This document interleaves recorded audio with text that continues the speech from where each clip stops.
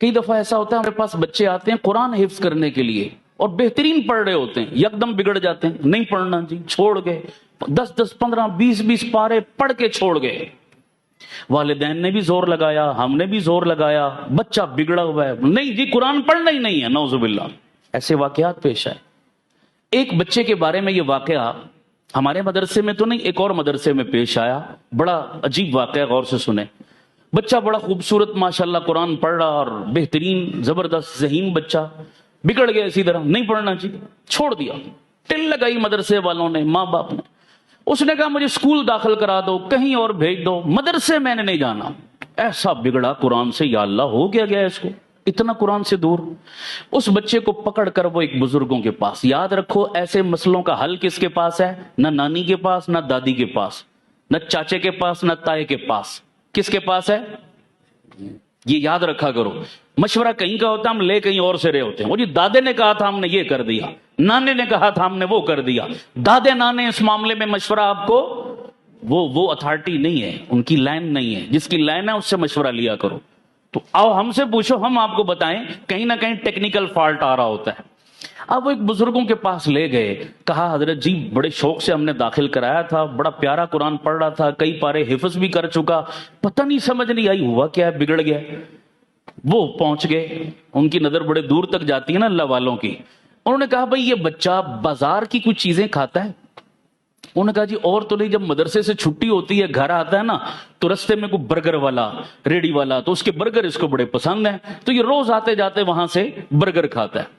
وہ بزرگ فرمانے لگے ایسا کرو 40 دن تک بازار کی تمام چیزیں اس بچے کے لیے بند کر دو، اس کی جو ڈیمانڈ ہو گھر میں اس کی والدہ کو کہو بنا کر دے، برگر بھی چاہیے نا گھر میں کھلاؤ، بازار کی چیزیں مت کھلاؤ، اور گھر میں بھی جب کھانا بناؤ تو کھانا حلال تو ہو ہی ہو، لیکن حلال کے ساتھ ساتھ کیا ہے، اس کی ماں کو کہو کہ باوضو ہو کر کھانا بنایا کرے۔ سبحان اللہ، ان چیزوں کا اثر کتنا ہے، باوضو ہو کر کھانا بنایا کرے اور ذکر یا تلاوت کرتے ہوئے کھانا بنایا کرے۔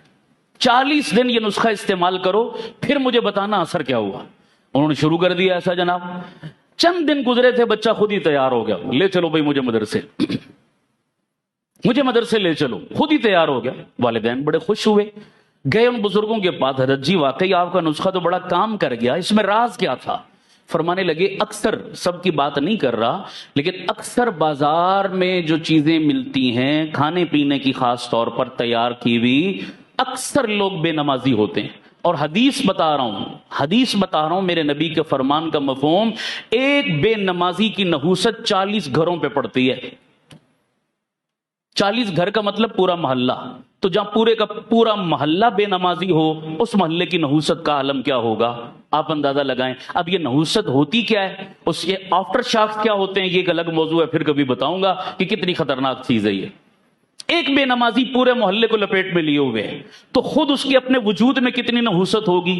انہی نحوست والے ہاتھوں سے اس نے برگر بنائے، کھانا بنایا، سالن بنایا، روٹی بنائی، جو بھی، تو بتائیے وہ جو کھا رہا ہے کیا نحوست اس کے اندر نہیں جا رہی؟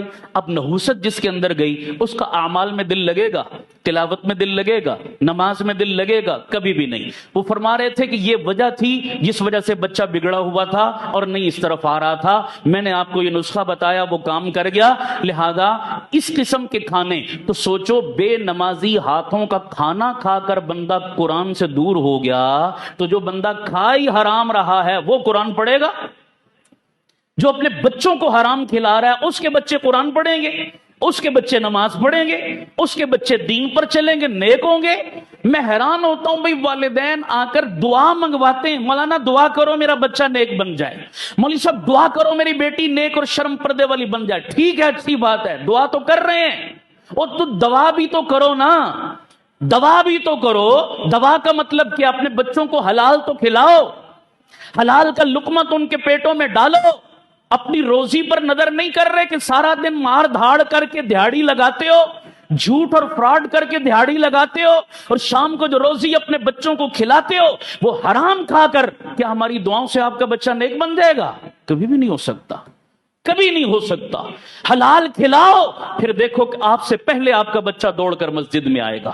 حلال کھلاؤ، پھر دیکھو آپ کا بچہ آپ کی آنکھوں کی ٹھنڈک کیسے بنے گا۔ یہ اصول ہے۔ ہم لوگ اس طرف توجہ نہیں کرتے کہ ہماری آمدن آ کیسے رہی ہے.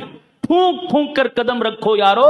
یہ بڑا نازک دور ہے, بڑا نازک دور ہے. جب پیسہ آ رہا ہوتا ہے نا دونوں ہاتھوں سے, پھر اچھے اچھے دینداروں کو حلال حرام کی تمیز پھر مٹ جاتی ہے. کہتے ہیں دہاڑی لگاؤ, بس دہاڑی لگاؤ.